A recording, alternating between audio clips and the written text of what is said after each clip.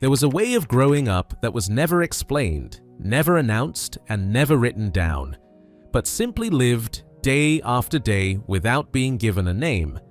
And only much later did you realize that it was something quietly disappearing while no one was looking. You were a British boy in the 1970s, and that meant the world was larger than your home. Time was measured by daylight rather than minutes, and nobody was constantly watching, asking, or checking while you were slowly working out who you were.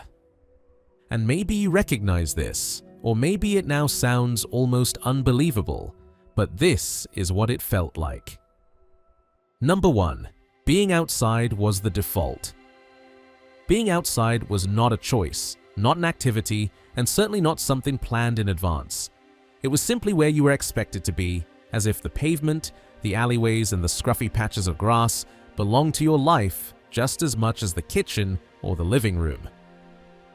After breakfast, the door opened and you went out, sometimes with a coat, sometimes without, and no one asked where you were going or what you were going to do, because that question didn't really exist yet, and the idea that you needed a reason to go somewhere felt strangely grown up.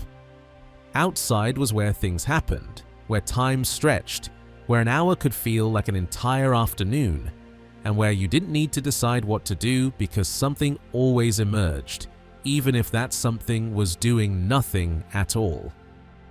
Being indoors felt different, quieter, almost like waiting, while being outside felt like living, moving, and existing without explanation. Number 2. No one knew where you were.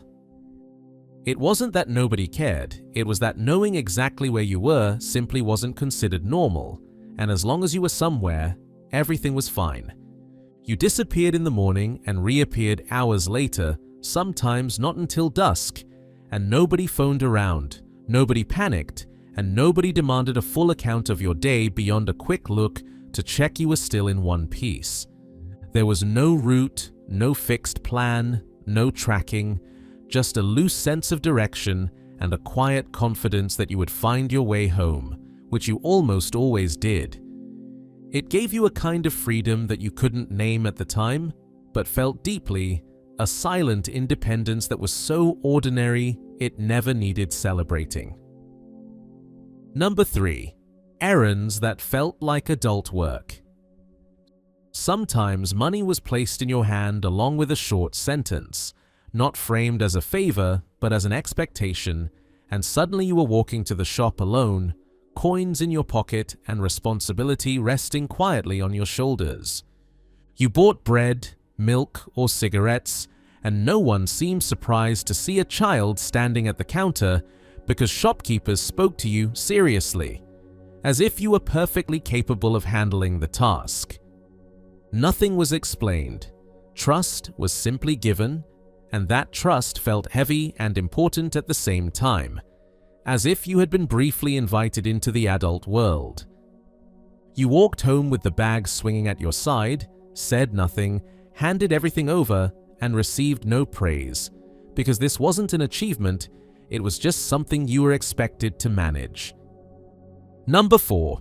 Football everywhere with no adults. Football existed everywhere, on streets, on patches of grass, in places never intended for it, and it had nothing to do with training sessions, fixtures, or organized teams. Coats became goalposts, paving stones marked lines, and arguments about whether the ball was in or out were settled by shouting rather than rules. There were no parents watching from the sidelines, no whistles, no trophies, just running, sweat, frustration, and the occasional cry when someone went too far. It wasn't about talent or a future career, it was about the moment, about playing until you were breathless, and about winning because winning, right then, felt like everything. Number 5. Building dens and claiming territory. There was a need to make something of your own, to build, to claim space, and no one checked what materials you used or how safe it might be.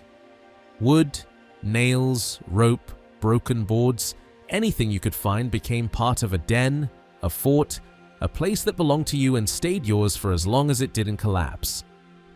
Dens were secret, important, and taken seriously, and they gave you a sense of belonging even if that place only existed for you and a few others. No one came to inspect it, no one approved it, and perhaps that was exactly why it felt so real.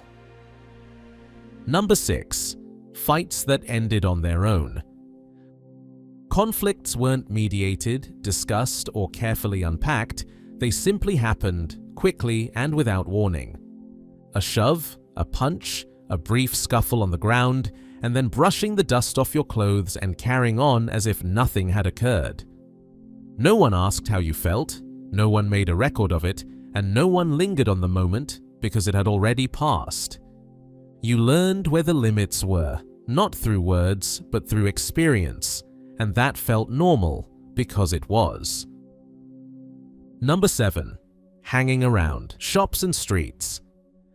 There were long stretches of time when you did nothing at all, truly nothing, and yet it felt full because you weren't alone.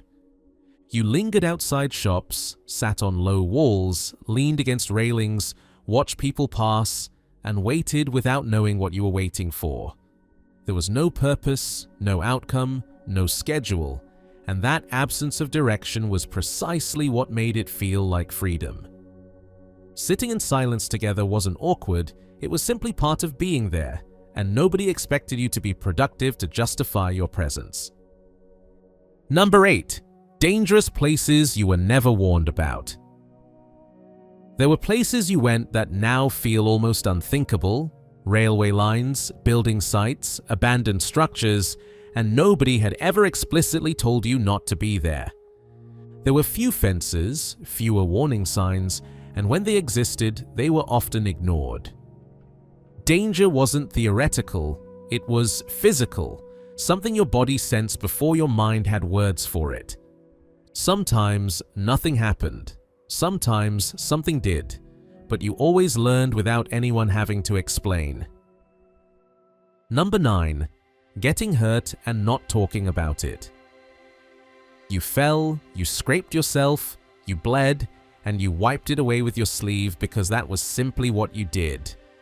You didn't immediately go home, you finished whatever you were doing, and only later, if it really mattered, did you mention it. Not because pain didn't exist, but because it wasn't a story, not something to dwell on or describe. It belonged alongside muddy trousers and scraped knees, ordinary marks of the day. Number 10. Coming home. Dirty, late, and quiet. At the end of the day, you came home, often dirty, often late, and usually without offering an explanation. Someone looked up, nodded, told you to wash your hands, and that was enough. There was no interrogation, no debrief, no demand for detail, because the day was over and the evening had begun. You ate, listened, and felt the quiet return without anyone needing to say so. Number 11. Shared television, shared silence. Television was something you experienced together, not something you controlled. There was one screen, one choice, and everyone watched, or half-watched, but always in the same room. There wasn't much talking, just sighs, occasional laughter, and long stretches of silence that felt completely normal. The screen didn't isolate you, it simply gave you a place to sit together. Number 12. Responsibility without praise. You were trusted with things without explanation, keys, small tasks, expectations that felt larger than they were. No one told you that you were doing well because there was no need, you were simply doing what was expected. That trust made you feel like you mattered, not through words, but through quiet reliance. And that reliance was never discussed, it was just lived. Number 13. Not talking about childhood at all. Perhaps the most striking thing was how little anyone talked about what any of it meant. There were no conversations about feelings, no reflections, no attempts to analyze the experience. You were just a boy, in a particular time, in a particular place, and that was enough. Only later, looking back, do you realize how much it shaped you, precisely because it was never explained. This isn't about better or worse, and it isn't nostalgia for its own sake, but an awareness that this was a way of growing up that felt natural at the time and quietly faded without announcement.